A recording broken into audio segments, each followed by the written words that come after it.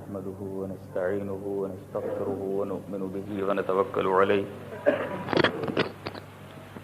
ونعوذ بالله من شرور أنفسنا ومن سيئات أعمالنا من يهده الله فلا مضل له ومن يضلله فلا هادي له وأشهد أن لا إله إلا الله وحده لا شريك له وأشهد أن محمدا عبده ورسوله أما بعد فإن خير الحديث كتاب الله وخير الهدي هدي محمد صلى الله عليه وسلم وشر الأمور محدثاتها وكل محدثة بدعة وكل بدعة ضلالة وكل ضلالة في النار. أعوذ بالله من الشيطان الرجيم. بسم الله الرحمن الرحيم. قاف والقرآن المجيد بل عجبوا أن جاءهم منذر منهم فقال الكافرون هذا شيء عجيب أإذا متنا وكنا ترابا ذلك رجع بعيد قد علمنا ما تنقص الأرض منهم وعندنا كتاب حفيظ بل كذبوا بالحق لما جاءهم فهم في أمر مريج أفلم ينظروا إلى السماء فوقهم كيف بنيناها وزيناها وما لها من فروج والأرض مددناها وألقينا فيها رواسي وأنبتنا فيها من كل زوج بهيج تبصرة وذكرى لكل عبد منيب ونزلنا من السماء ماء مباركا فأنبتنا به جنات وحب الحصيد والنخل باسقات لها طلع نضيد رزقا للعباد وأحيينا به بلدة ميتا كذلك الخروج. أعوذ بالله من الشيطان الرجيم. يا أيها الذين آمنوا إن جاءكم فاسق بنبأ فتبينوا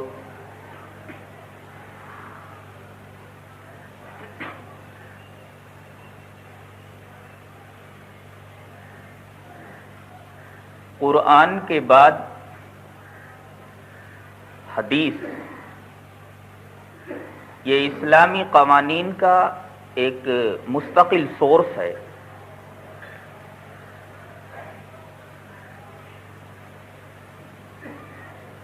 کچھ لوگوں نے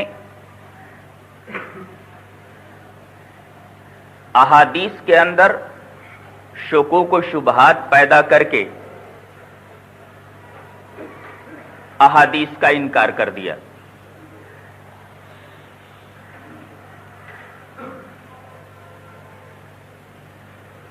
اور ایک مختصر تعداد میں اہل قرآن کے نام سے یہ گروہ ہندوستان میں موجود ہے.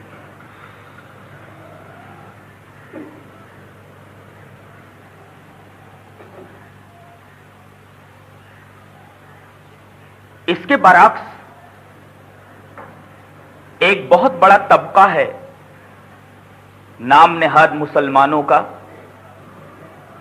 جو حدیث کو قرآن حکیم کے بعد اسلامی قوانین کا ایک مستقل سورس مانتے ہیں، لیکن یہ اہل قرآن سے کچھ کم ضرر رسا نہیں ہے، اس لیے کہ یہ لوگ احادیث کو تسلیم کرتے ہوئے اس کی حجیت کو مانتے ہوئے ایک کام یہ کرتے ہیں کہ ہر رطب و یابس احادیث ان کے ہاں قابل حجت ہے.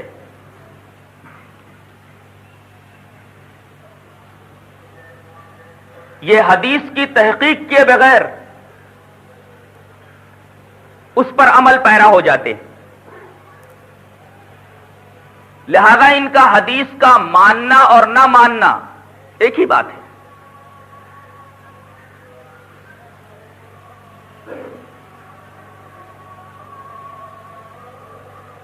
ایک طبقہ تو وہ ہے جو نہ مان کر نہیں مان رہا ہے،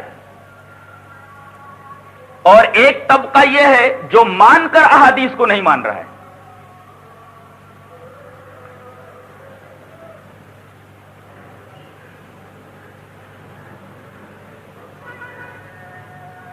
اس مشہور گمراہ فرقے کے نام نہاد علماء ان کے جلسوں اور پروگراموں میں لاؤڈ اسپیکر کے سامنے زور زور سے گلا پھاڑتے ہیں اور ان کے سامنے جو ٹیبل ہوتا ہے اس کے اوپر زور زور سے مکے مارتے ہیں اور یہ کہتے ہیں کہ دیکھو جنتی بھائیوں، ان وہابیوں کو، ان گستاخان رسول کو، کہ یہ حدیثوں کو بھی ضعیف کہتے ہیں۔ بھلا یہ بتاؤ، ذرا سوچو اے جنتی بھائیوں، کہ احادیث بھی کہیں ضعیف ہوتی ہیں؟ اس لیے کہ ضعیف کے معنی ہوتا ہے بوڑھا، تو حدیث بھی بوڑھی ہوتی ہے۔ اور اگر حدیث بوڑھی ہو جائے تو کیا اس پر عمل نہ کیا جائے، اسے چھوڑ دیا جائے؟ جس طرح ماں باپ اگر بوڑھے ہو جائیں تو کیا انہیں گھر سے نکال دیا جائے، ان کے ساتھ حسن سلوک نہ کیا جائے، ان کی خدمت نہ کی جائے؟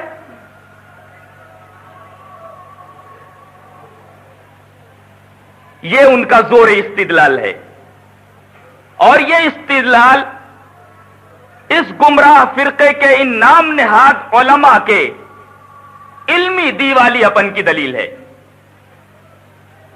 علم و تحقیق اس مقام پر اپنا سر پیٹ کر رہ جاتے ہیں۔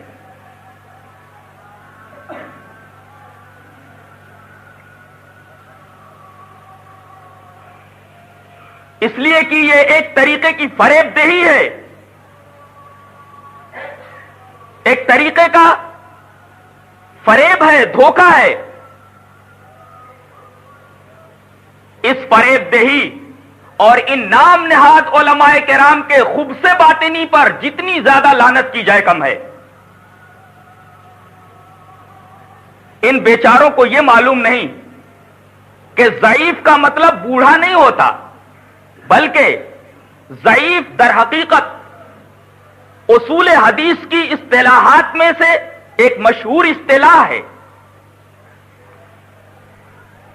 اصول حدیث کی کتابیں اٹھا کر دیکھیے تو ضعیف حدیث کی تعریف اس طرح کی گئی ہے کہ ما فقد شرط من شروط الحسن، کہ حدیث ضعیف وہ حدیث ہے جس کے اندر حسن حدیث کے شرطوں میں سے کوئی شرط نہ پائی جاتی ہو۔ حسن حدیث کی جو شرائط ہیں، ان شرائط میں سے کوئی شرط اگر کسی حدیث میں نہ پائی جاتی ہو تو وہ حدیث ضعیف کہلاتی ہے۔ اصول حدیث کی کتابوں میں حدیث ضعیف کی تعریف اس طرح لکھی ہوئی ہے، ما فقد شرط من شروط الحسن۔ اب ایک سوال یہ پیدا ہوتا ہے کہ حدیث حسن کسے کہتے ہیں؟ تو جواب یہ ہے کہ حدیث حسن کو جاننے سے پہلے حدیث صحیح کو سمجھنا ضروری ہے۔ اگر حدیث صحیح کو سمجھ لیا جائے تو حدیث حسن کا سمجھنا بہت آسان ہو جائے گا۔ تو پہلے ہم صحیح حدیث کا کیا مطلب ہوتا ہے اس کو ہم آپ کو سمجھانا ضروری سمجھتے ہیں۔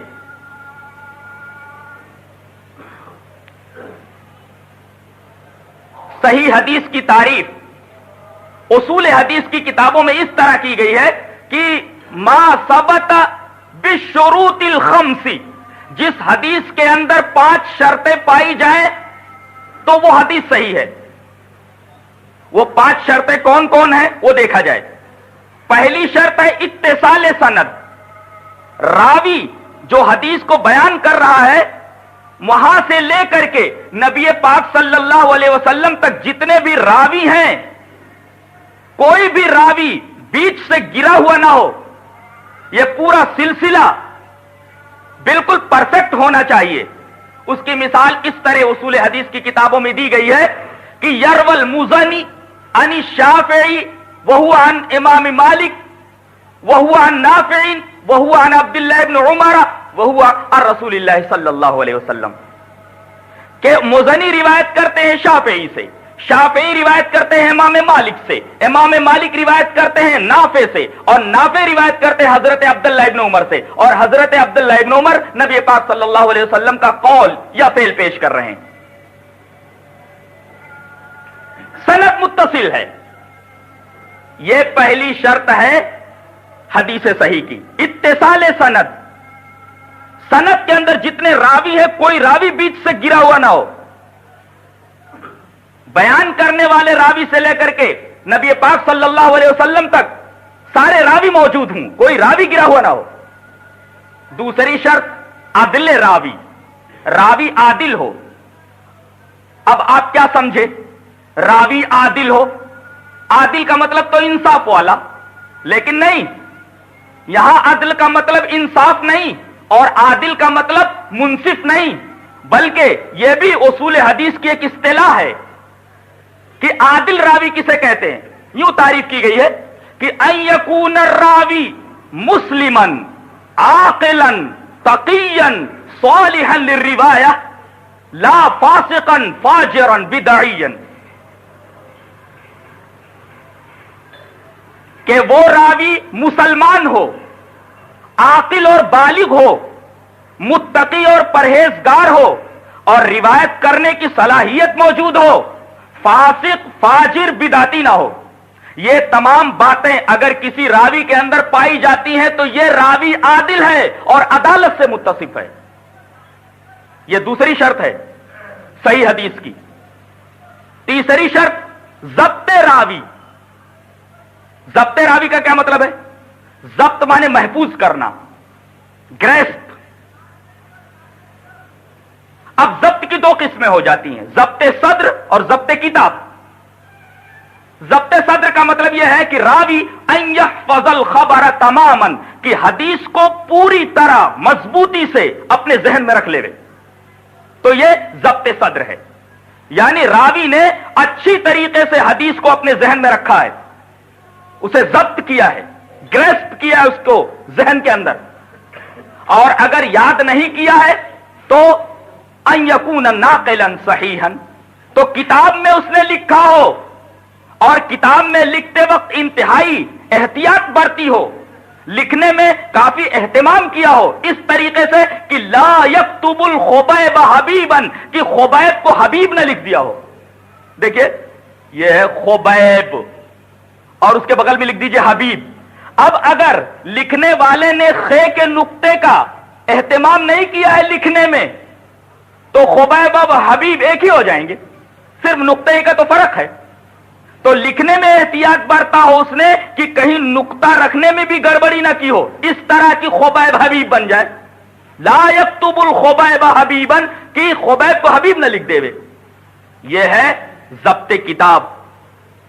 تو اگر حدیث کو یاد کیا ہے اس نے تو اچھی طرح پرفیکٹ اسے یاد رکھے، اور اگر یاد نہیں کیا تو لکھنے میں انتہائی احتیاط برتی ہو تو کہیں گے کہ راوی نے ضبط کیا ہے اور راوی کے اندر ضبط پایا جاتا ہے. یہ تیسری شرط ہے صحیح حدیث کی. پہلی شرط اتصال سند، دوسری شرط عدل راوی، اور تیسری شرط ضبط راوی، اور چوتھی شرط عدم علت، کوئی چھپی ہوئی بیماری نہ ہو حدیث میں. یہ چھپی ہوئی بیماری کا کیا مطلب ہے؟ مثلا حدیث موقوف تھی، موقوف کا مطلب صحابی پر سند رک گئی ہے، آگے نہیں جا رہی ہے، رفع نہیں ہو رہی ہے نبی پاک صلی اللہ علیہ وسلم تک. اب راوی کیا کرتا ہے کہ اس موقوف حدیث کو جو صحابی پر رک گئی ہے نبی پاک صلی اللہ علیہ وسلم تک رفع کر دیتا ہے، موقوف کو مرفوع بنا دیتا ہے. یہ سند کے اندر نہیں بلکہ متن کے اندر علت خفی ہے، یہ علت نہیں ہونی چاہیے. تو یہ متن کے اندر ایک چھپی ہوئی علت ہے. اور اسی طریقے سے سند کے اندر علت نہیں ہونی چاہیے. سند کے اندر علت کا کیا مطلب؟ کہ لکھا ہوا ہے مالک ابن انس، اب وہ کیا کرتا ہے؟ انس ابن مالک کر دیتا ہے، الٹ دیتا ہے. انس ابن مالک ہے تو مالک ابن انس، یا مالک ابن انس ہے تو انس ابن مالک. یہ سند کے اندر علت خفی ہے، یہ نہیں ہونا چاہیے. عدم العلہ، علت نہیں ہونی چاہیے اس طریقے کی بیماری نہ سند میں اور نہ متن میں. اور پانچویں شرط یہ ہے کہ شذوذ نہ ہو. شذوذ کا مطلب ایک راوی ہے، معتبر ہے، ثقہ ہے، اچھا ہے, متقی ہے, پرہیزگار ہے, لیکن وہ روایت کرنے میں اپنے سے زیادہ معتبر, اپنے سے زیادہ ثقہ, اپنے سے زیادہ اچھے آدمی کی مخالفت کرتا ہے, تو ثقہ اوسط کی مخالفت کرے, یہ شاذ کہتے ہیں اس کو. اور اگر کسی روایت کے اندر یہ بات پائی جاتی ہو کہ ایک معتبر راوی اپنے سے زیادہ معتبر راوی کی مخالفت کرتا ہے, تو یہ سمجھ لو کہ اس حدیث کے اندر شذوذ ہے جو حدیث کو ضعیف بنا دیتی ہے. اور اگر ایسا نہ ہو کہ راوی اپنے سے زیادہ ثقہ آدمی سے روایت کر کے اس کی مخالفت نہ کرتا ہو, بلکہ وہ بھی ثقہ ہے اور سامنے والے بھی ثقہ ہیں, لیکن ایک طرف یہ ہے اور دوسری طرف پوری جماعت ہے معتبر لوگوں کی. اگر ان معتبر لوگوں کی جماعت کے خلاف کوئی بات روایت کرتا ہے تو گویا کہ ثقہ یہ ثقات کی جماعت کی مخالفت کرتا ہے. یہ بات بھی شاذ کے درجے میں ہے. یہ 5 شرطیں اگر کسی حدیث میں پائی جاتی ہیں تو حدیث صحیح کہلاتی ہے, اور یہی شرطیں حسن حدیث میں بھی ہوتی ہیں. یہی 5 شرطیں اگر کسی حدیث میں پائی جائیں تو اسے بھی حدیث حسن کہا جاتا ہے. فرق صرف اتنا ہے کہ صحیح حدیث کے اندر راوی کا ضبط انتہائی مضبوط ہونا چاہیے, اور حسن حدیث کے اندر جو راوی کا ضبط ہے خفیف ہوتا ہے, ہلکا ہوتا ہے. بس شرطیں جس طرح 5 صحیح حدیث کی ہیں, اسی طرح یہی 5 شرطیں حدیث حسن کی بھی ہیں. فرق صرف اتنا ہے کہ حدیث صحیح کے اندر راوی کا ضبط انتہائی پرفیکٹ ہونا چاہیے, اور حدیث حسن کے اندر راوی کا جو ضبط ہوتا ہے وہ خفیف ہوتا ہے, ہلکا ہوتا ہے. بس 5 شرطیں حدیث صحیح میں اور 5 شرطیں وہی حدیث حسن میں. فرق صرف اتنا کہ حدیث صحیح کے اندر راوی کا ضبط مضبوط ہوتا ہے اور حدیث حسن کے اندر راوی کا جو ضبط ہوتا ہے وہ خفیف ہوتا ہے. بقیہ کوئی فرق نہیں ہوتا حدیث صحیح اور حدیث حسن میں. اب ان 5 شرائط کو نگاہ میں رکھو, حدیث حسن کے اور حدیث صحیح کے. اب ضعیف کو دیکھ لیجئے. ضعیف کے بارے میں یہ کہا گیا کہ جس کے اندر حدیث حسن کے شرائط میں سے کوئی شرط مفقود ہو جائے تو وہ حدیث ضعیف ہو جائے گی. اصول حدیث کی اصطلاح میں اس کو ضعیف حدیث کہا جاتا ہے. اور یہ لوگ کس طرح دھوکہ دیتے ہیں عوام کو کہ ضعیف کے معنی ہوتے ہیں بوڑھے کے. کیا ضعیف حدیث بھی ہوتی ہے؟ حدیث بھی بوڑھی ہوتی ہے. اور اس طریقے سے وہ عقلی دلائل دے کر کے لوگوں سے داد تحسین وصول کرتے ہیں, تو نعرے بازیاں ہوتی ہیں. تو یہ ہے ضعیف حدیث کا مطلب. ایک شبہے کا ازالہ اس مقام پر میں کرتا چلوں. بعض لوگ یہ سمجھتے ہیں کہ حدیث کے صحیح ہونے کے لیے صرف اتنا کافی ہے کہ کوئی حدیث نگاہ کے سامنے آئی تو اس کی سند دیکھی جائے. اگر اس کی سند میں مثلا 5 راوی ہیں, 5 راویوں کے بارے میں تحقیق سے یہ معلوم ہو جائے کہ سارے کے سارے ثقہ ہیں تو حدیث صحیح ہو گئی. اتنا کافی نہیں ہے. ایک حدیث کے راویوں کی تحقیق کر لی گئی, مثلا 5 راوی ہیں اور 5 کے بارے میں یہ بات معلوم ہو گئی کہ سب اچھے ہیں, ثقہ ہیں. یہ حدیث کے صحیح ہونے کے لیے کافی ہے؟ قطعاً نہیں. بلکہ حدیث کی صحت کو جانچنے کے لیے اور اس کی جانچ پڑتال کے لیے, پرکھنے کے لیے فنون کی تعداد تقریباً 100 ہے, اور ہر فن کی ایک مستقل حیثیت ہے, اور ہر فن تحریری طور پر ایک بڑے مواد کی شکل میں اور میٹر کی شکل میں ہمارے پاس موجود ہے. اگر ان 100 فنون سے بچ کر کے کوئی حدیث نکل جائے تو گویا کہ وہ 100 بھٹیوں سے نکل کر کے کندن بن گئی ہے, تب جا کر کے یہ حدیث قابل عمل ہوگی. صرف راویوں کو ثقہ دیکھ کر کے حدیث کے اوپر صحت کا حکم لگا دینا یہ کافی نہیں ہے. میں ایک مثال دیتا ہوں.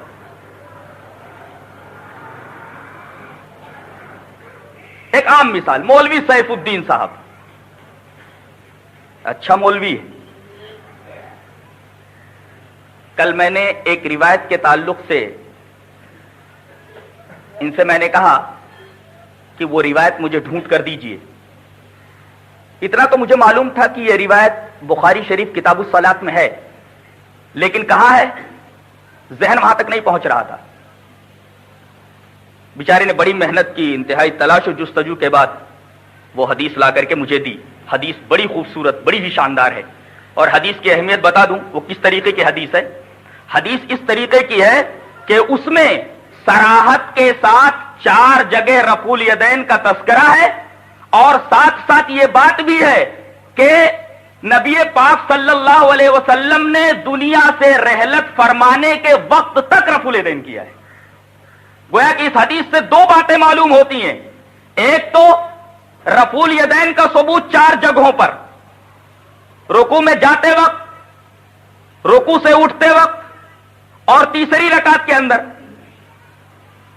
اور وہ تکبیر تحریمہ. تو 4 جگہ رفع الیدین کے ثبوت کے ساتھ ساتھ ہمیں یہ بات بھی ملتی ہے اسی حدیث کے اندر کہ نبی پاک صلی اللہ علیہ وسلم کا یہ عمل دوامی ہے. جب تک آپ نے اس دنیا سے رحلت نہیں فرمایا مسلسل آپ رفع الیدین کرتے رہے. ایک صریح روایت ہے. اس کے مقابلے میں نہ تو مخالف کے سامنے حدیث ابو حمید ساعدی پیش کرنے کی ضرورت ہے، اور نہ تو دیگر راویوں کی حدیثیں ہمیں پیش کرنے کی ضرورت ہے. وہی ایک حدیث پیش کر دی جائے تو دونوں مطالب حل ہو جاتے ہیں. ایک تو 4 جگہ رفع الیدین کا ثبوت، اور دوسرے رفع الیدین کی ہمیشگی کا ثبوت.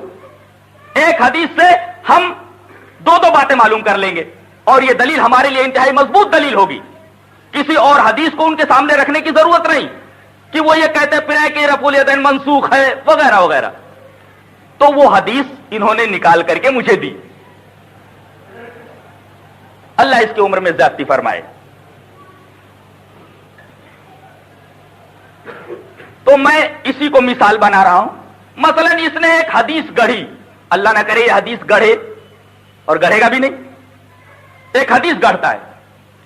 کیا حدیث گڑھتا ہے؟ سیف الدین کہ رسول اللہ صلی اللہ علیہ وسلم نے فرمایا کہ رینگڑے کو، رینگڑا ہمارے ہاں بیگن کہتے ہیں اس کو، یوپی کی زبان میں بھانٹا، انگریزی میں برنجل.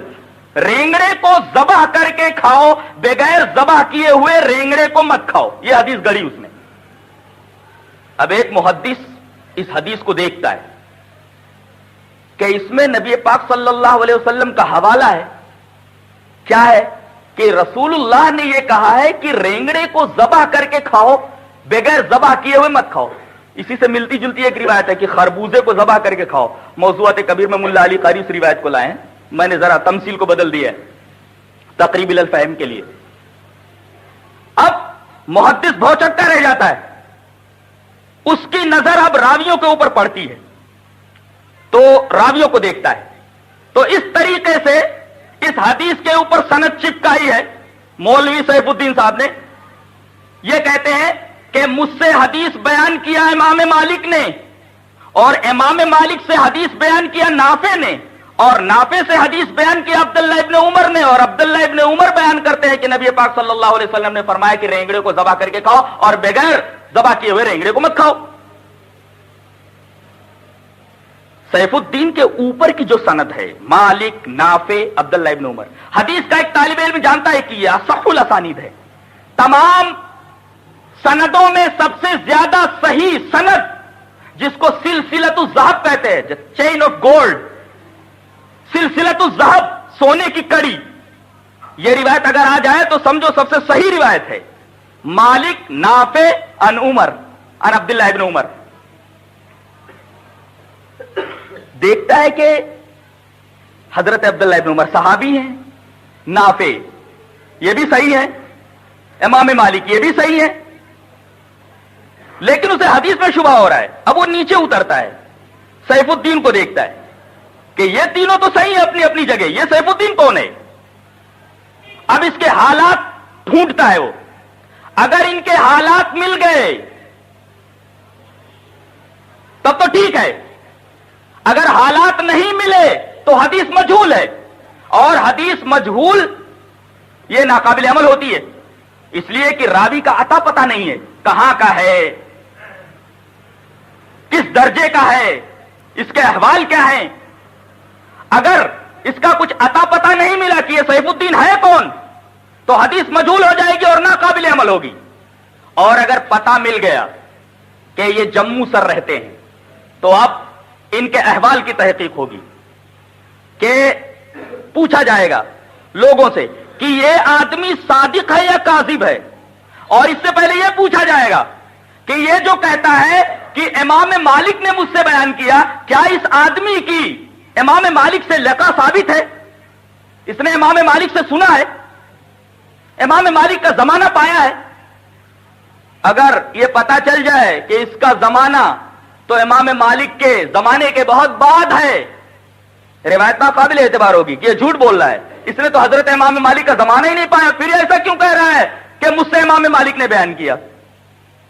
اور اگر ثابت ہو گیا کہ بھائی امام مالک سے انہوں نے درس لیا ہے، ان کا زمانہ پایا ہے، لقا ثابت ہے، تو اب تحقیق ہوگی کہ یہ جھوٹا ہے یا سچا ہے۔ اب اگر ثابت ہو جائے کہ یہ جھوٹا ہے، روایت ضعیف ہو گئی، اور اگر پتا چل جائے کہ یہ آدمی سچا ہے، تو صرف اس کا سچا ہونا کافی نہیں ہے، اب تحقیق ہوگی کہ یہ سچا راوی سیف الدین یہ صحیح الحفظ ہے یا نہیں، اس کا حافظہ مضبوط ہے یا نہیں۔ اگر اس کا حافظہ خراب ہے، حدیث ضعیف ہو گئی، اور اگر حافظہ بھی صحیح ہے تو اب یہ تحقیق ہوگی کہ حافظہ تو پرفیکٹ ہے اس کا، لیکن کبھی غلطی کرتا ہے یا نہیں۔ اگر کبھی غلطی کرتا ہے تو لین کا حکم لگے گا اس کے اوپر، حدیثوں میں نرم ہے اس لیے کہ کبھی کبھی غلطی کرتا ہے، حدیث ضعیف ہو گئی۔ اور ہر طریقے سے یہ راوی پرفیکٹ ہو گیا، مضبوط ذہن کا ہے، ضبط اچھا ہے، صحیح الحفظ نہیں ہے، غلطی نہیں کرتا ہے، کاذب نہیں ہے، بلکہ صادق ہے، تو اتنا بھی کافی نہیں۔ اب یہ دیکھا جائے گا کہ امام مالک کے دوسرے شاگرد بھی اسی طریقے کی روایت کرتے ہیں یا نہیں، کہ رینگڑے کو ذبح کر کے کھاؤ، بغیر ذبح کیے ہوئے مت کھاؤ۔ اور اگر یہ پتا چلے کہ امام مالک کے دوسرے شاگرد اس طریقے کی روایت نہیں کرتے، تو سیف الدین اپنی روایت میں متفرد ہے، حدیث غریب ہو گئی، ناقابل عمل ہے۔ ان تمام مراحل سے گزر کر کے حدیث جب باہر آتی ہے، تب اس کے اوپر صحت کا حکم لگتا ہے۔ یہ تو میں نے تھوڑی سی بات کہی ہے، مزید بھٹیوں سے نکلتی ہے، اس کے بعد حدیث کے اوپر صحت کا حکم لگتا ہے۔ محدثین نے یہ جتنے جال بچھائے ہیں اصولوں کے، ایک جال میں سے نکلے گا تو دوسرے میں پھنس جائے گا، دوسرے میں سے نکلے گا تیسرے میں پھنس جائے گا، تیسرے میں سے نکلے گا چوتھے میں پھنس جائے گا۔ کوئی بھی جھوٹا راوی اور ضعیف راوی بچ کر کے محدثین کی پہنی نظر سے نہیں جا سکتا۔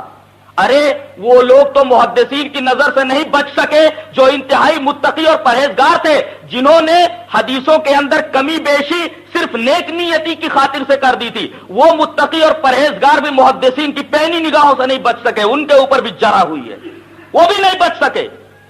ان تمام مراحل کو عبور کر کے ایک حدیث درجے صحت تک پہنچتی ہے اور تب قابل عمل بنتی ہے۔ اسی بات کو قرآن حکیم میں کہا گیا کہ اے ایمان والو، جب تمہارے پاس کوئی خبر آئے تو پہلے اس کی تحقیق کرو، تحقیق کے بعد اس بات کو مانو۔ ہر علم غلم بات جو تم تک پہنچ جائے اسے قابل عمل بنا لو اور اس کے اوپر دھڑلے کے ساتھ عمل کرتے پھرو۔ نبی پاک صلی اللہ علیہ وسلم نے فرمایا، آدمی کے جھوٹا ہونے کے لیے اتنا ہی کافی ہے کہ جو بات سنے ان لوگوں سے بیان کرتا پھرے، جو بات اس تک پہنچے اس کی تحقیق کرے۔ اور اس تمام وضاحت سے بات اچھی طرح معلوم ہو گئی کہ جس روایت کو محدثین نے صحیح کہا وہ قطعی الصحت ہے، اور جو آدمی اس کے بعد بھی حدیث میں شک و شبہ کرے اور شک و شبہ کی گنجائش نکالے، در حقیقت وہ فن حدیث سے بالکل ناآشنا ہے۔ اب سمجھے حدیث کن کن مراحل سے گزرتی ہے، صرف یہ جاننا یہ راوی ایسا ہے۔ بعض لوگوں کو دیکھتا ہوں کہ وہ حدیثوں پر بحث کرتے ہیں، مجھے ان کی جرات کے اوپر بڑی حیرت ہوتی ہے، اور ان کی علمی فرمائیگی کے اوپر تو اور زیادہ حیرت ہوتی ہے۔ ان تمام مراحل کو عبور کرنے کے بعد تب حدیث درجے صحت کو پہنچتی ہے۔ معمولی بات نہیں کسی حدیث کے اوپر صحت کا، یہ حدیث صحیح ہے، یہ حدیث ضعیف ہے، اس حدیث کے اوپر عمل کیسے، اس حدیث پر عمل کیسے نہیں۔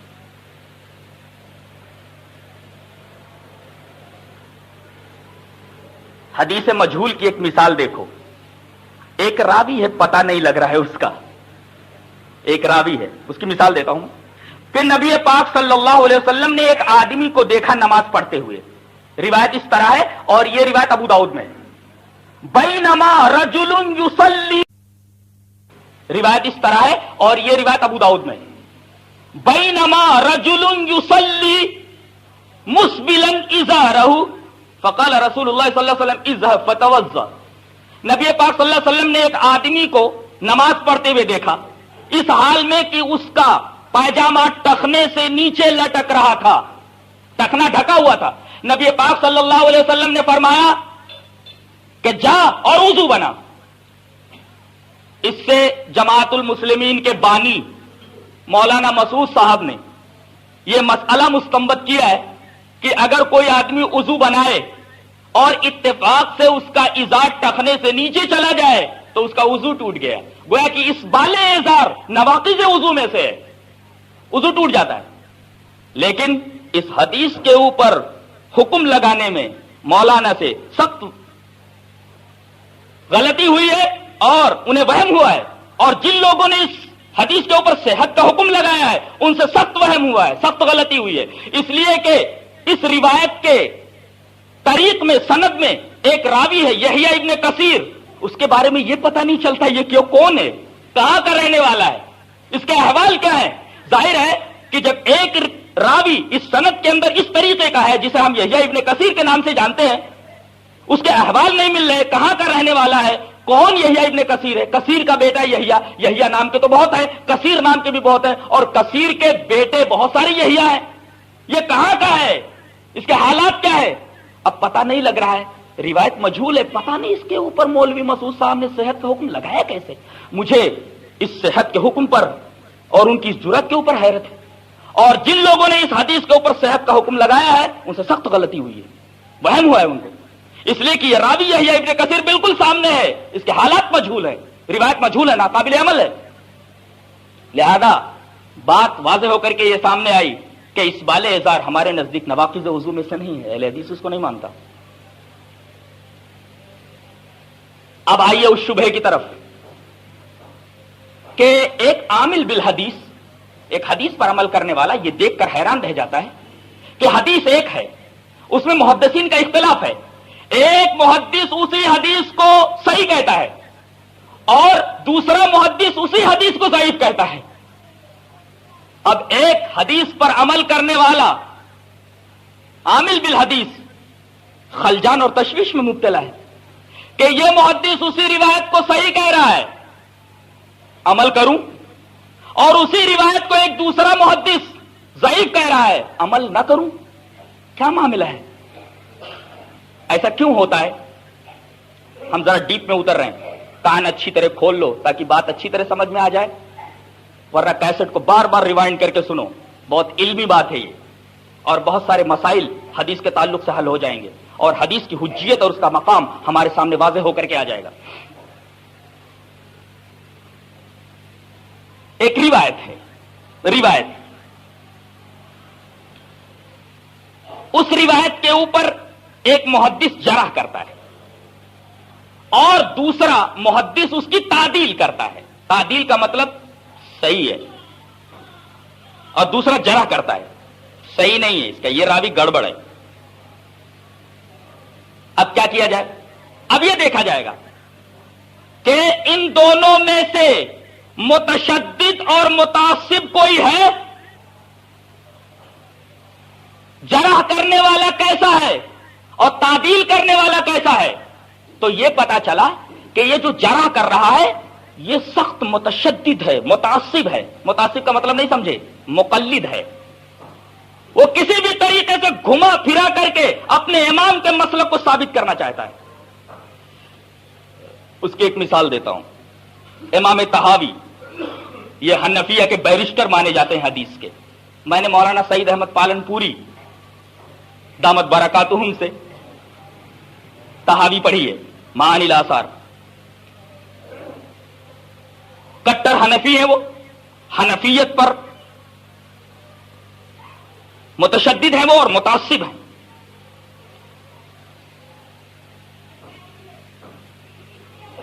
ان کی مشہور کتاب معانی الاثار، اس کے بارے میں ملا علی قاری حنفی لکھتے ہیں،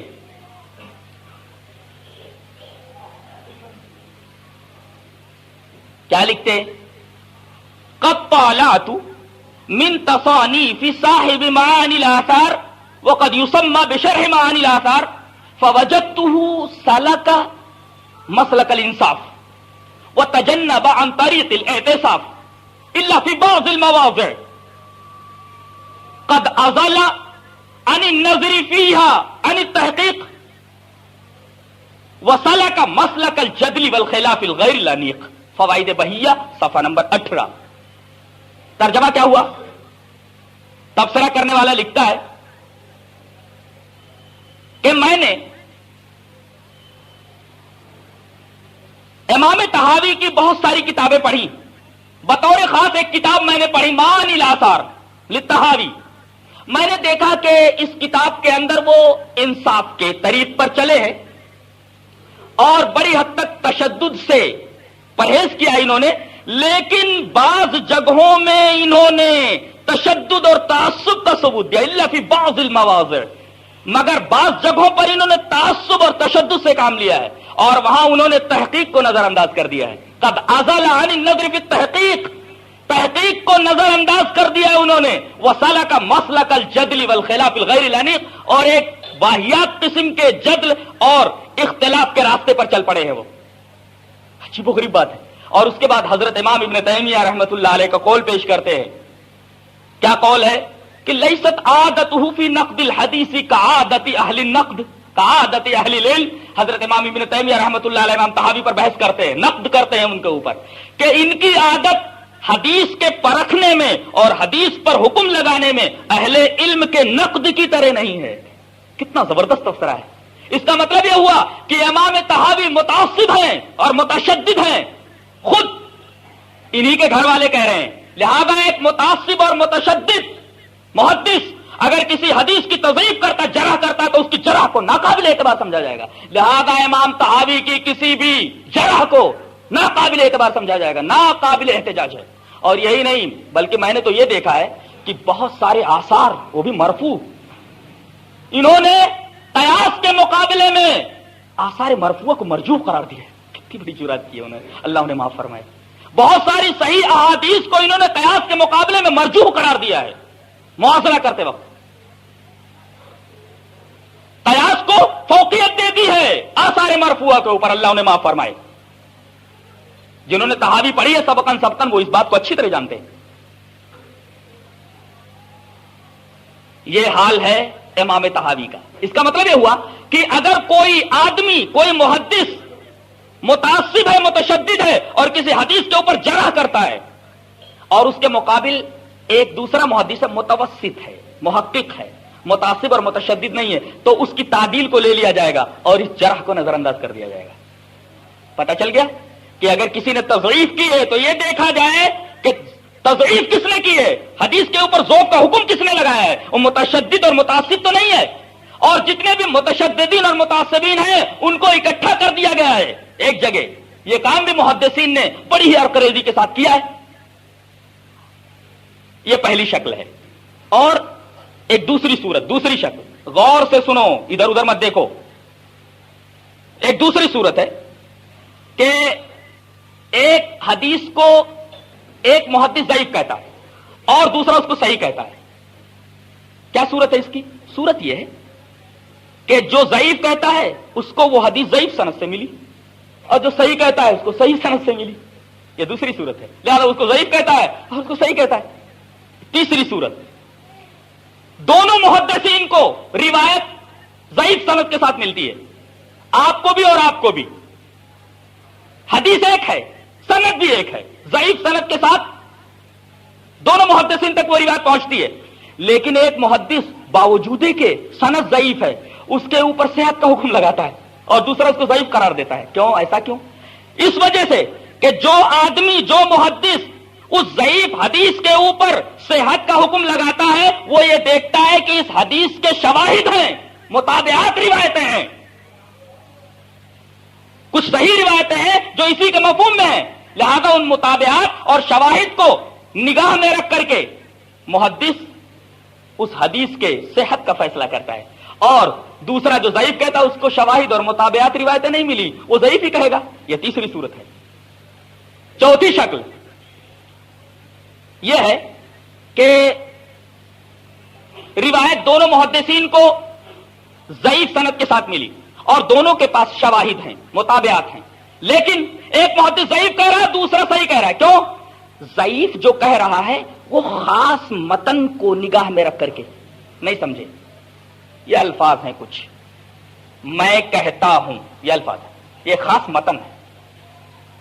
اسی مفہوم میں ایک دوسری روایت ہے، وہ صحیح ہے، لیکن ان لفظوں کے ساتھ یہ حدیث صحیح نہیں ہے، اس متن خاص کے ساتھ یہ حدیث صحیح نہیں ہے۔ لہذا ترمذی کا وہ قول اور وہ تبصرہ یہاں واضح ہو گیا۔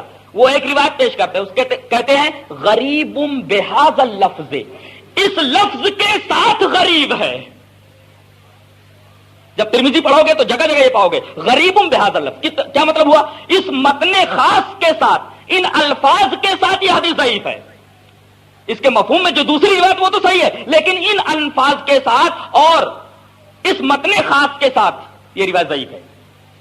تو مطلب صاف ہو گیا امام ترمذی کے اس قول کا کہ غریب بہذا اللفظ۔ اور یہیں ٹھہر کر کے ایک بات اور واضح کر لیتے ہیں کہ امام ترمذی کسی حدیث کے اوپر اس طرح حکم لگاتے ہیں، ھذا حدیث حسن صحیح، یہ حدیث حسن ہے، صحیح ہے۔ کیا مطلب ہے حسن ہے صحیح ہے؟ یا تو حسن ہونی چاہیے، صحیح ہونی چاہیے۔ اس کا کیا مطلب ہے حسن صحیح؟ مطلب یہ ہے امام ترمذی یہ کہنا چاہتے ہیں کہ یہ جو روایت ہے نبی پاک صلی اللہ علیہ وسلم کا قول متن کی شکل میں ہے، یہ دو روایتوں سے مجھے ملی ہے، یہ قول دو روایتوں سے ملا ہے، یہ حدیث مجھے دو روایتوں سے، دو طریق سے ملی ہے، ایک طریق حسن ہے اور دوسرا طریق صحیح ہے۔ گویا کہ اس حدیث کی دو سندیں ہیں، ایک سند صحیح ہے اور دوسری سند حسن ہے، لہذا یہ حدیث حسن صحیح ہے۔ ایک مطلب تو یہ ہے، اور دوسرا مطلب یہ بیان کیا گیا ہے کہ اگر امام ترمذی کہتے ہیں کہ یہ حدیث حسن ہے صحیح ہے، اس کا مطلب یہ ہے کہ صحیح عند قوم و حسن عند قوم آخرین، کہ یہ حدیث صحیح ہے کچھ لوگوں کے نزدیک اور یہ حدیث حسن ہے دوسرے لوگوں کے نزدیک۔ تو یہ مطلب ہے امام ترمذی کے اس حدیث کو حسن صحیح کہنے کا۔ اب آگے بڑھتے ہیں۔ کبھی کبھی ایسا ہوتا ہے کہ ایک راوی کو ایک محدث اپنے مسلک کے خلاف دیکھ کر کے اس کے اوپر جرح کر دیتا ہے۔ مثلا بہت غور سے سنو بات کو، مثلا محدث کسی حدیث کی تحقیق کرنے بیٹھا ہے، سند دیکھ رہا ہے، اس میں ایک راوی کو دیکھتا ہے، ارے یہ راوی تو شیعہ ہے، یہ راوی تو معتزلی ہے، یہ راوی تو خارجی ہے، اور ظاہر ہے کہ اہل سنت کے عقیدے کے خلاف اس کا عقیدہ ہے، لہذا وہ یہ دیکھتا ہے کہ یہ تو شیعہ ہے، میرے عقیدے کے خلاف اس کا عقیدہ، لہذا جرح کر دیتا ہے۔ حالانکہ صرف شیعہ ہونا یہ روایت میں قادح نہیں ہے، اس لیے کہ روایت کے لیے مسلک نہیں دیکھا جاتا، ہاں مسلمان ہونا چاہیے، مسلک نہیں دیکھا جائے گا، بلکہ راوی کی عدالت، راوی کی فقاہت، راوی کا حفظ و ضبط دیکھا جائے گا، کس مسلک سے تعلق رکھتا ہے یہ نہیں دیکھا جائے گا، شرط ایک ہی بدعتی نہ ہو۔ آپ دیکھیں گے کہ امام بخاری کے بہت سارے اسناد کے اندر اس طریقے کے معتزلی آئے ہیں، خارجی آئے ہیں، شیعی آئے ہیں۔ اس کا مطلب یہ ہوا کہ روایت کی صحت کے لیے حفظ و ضبط ضروری ہے، عدالت ضروری ہے۔ راوی شیعی ہے، یہ روایت کے اندر قادح نہیں ہے، اور محدث نے جو جرح کی ہے اس بات کو پیش نظر رکھ کر کے کہہ رہی ہے تو شیعی ہے، لہذا بعض لوگوں نے اس جرح کو دیکھ کر کے حدیث پر ذوق کا حکم لگایا ہے، یہ گڑبڑی ہوئی ہے۔ اچھا اس کی مثال کیا ہے؟ اس کی مثال دیکھو، محمد ابن اسحاق، یہ امام بخاری کے رجال میں سے ہیں، امام بخاری کے رجال میں سے ہیں، اور بلوغ المرام کی وہ روایت اذا بلغ الماء قلتين لم يحمل الخبث، کہ جب پانی دو قلہ پہنچ جائے تو وہ گندگی کو اٹھاتا نہیں، ہاں رنگ بو مزہ تینوں میں سے کوئی ایک بدل جاوے تو پانی گندا ہو جائے گا، ناپاک ہو جائے گا، نجس ہو جائے گا۔ اب ہم جب سند کی جانچ پڑتال کرتے ہیں تو دیکھتے ہیں اس روایت کے اندر محمد ابن اسحاق ہے، اور محمد ابن اسحاق کے اوپر امام مالک کی جرح ہے۔ اب ہم حیران ہیں کہ امام دار الہجرہ حضرت امام مالک کی جرح ہے محمد ابن اسحاق کے اوپر، یہ حدیث کس درجے کی ہے؟ اذا بلغ الماء قلتین۔ لہذا جن کو امام مالک کی جرح معلوم ہوئی محمد ابن اسحاق کے اوپر، انہوں نے اذا بلغ الماء قلتین والی روایت کو ضعیف قرار دیا ہے کہ امام مالک کی جرح ہے محمد ابن اسحاق کے اوپر۔ لیکن جن محدثین کو یہ بات معلوم ہوئی کہ امام مالک کی کچھ انبن ہو گئی، محمد ابن اسحاق سے تھوڑی رنجش ہو گئی، اور اس رنجش کی وجہ سے امام مالک نے بتقاضائے بشریت ان کو کچھ سخت کلام کے ساتھ یاد کر لیا، تو لوگوں نے سمجھا کہ یہ جرح ہے، اور امام مالک کا رجوع ثابت نہیں ہوا ان کے نزدیک کہ انہوں نے بعد میں محمد ابن اسحاق کو تحفہ بھیجا ہے۔ اب یہ تحفہ بھیجنے کا کیا مطلب؟ رنجش ختم ہو گئی، میں نے جو تمہارے اوپر جرح کی تھی وہ جرح ناقابل اعتبار ہے۔ لہذا جن محدثین کو یہ رجوع معلوم نہیں ہوا، انہوں نے اذا بلغ الماء قلتین والی حدیث کو ضعیف قرار دیا کہ امام مالک کی جرح ہے محمد ابن اسحاق کے اوپر، اور جن کو معلوم نہیں ہوئی اس طریقے سے انہوں نے اس طریقے کا حکم لگایا۔ ان تمام باتوں سے یہ پتا چلا کہ حدیث کا اسلام کے اندر مقام کیا ہے، اور حدیث پائے ثبوت تک کب پہنچتی ہے، درجے صحت تک کب پہنچتی ہے، اور ایک روایت کو ایک راوی ایک محدث ضعیف کہتا ہے تو دوسرا اس کو صحیح کہتا ہے، اس کا کیا مطلب ہے۔ ان تمام باتوں کے اوپر ہم نے مفصل روشنی ڈالی ہے۔ اگر اس کو 2-3 بار اور ریوائنڈ کر کے آپ حضرات سن لیں گے تو بات مکمل واضح ہو جائے گی، اور اس طرح حدیث فہمی کی ایک اچھی راہ کھل جائے گی اور تحقیق کی ایک اچھی راہ کھلے گی۔ اللہ تبارک و تعالی ہمیں نیک عمل اور نیک سمجھ کی توفیق عطا فرمائے۔ وآخر دعوانا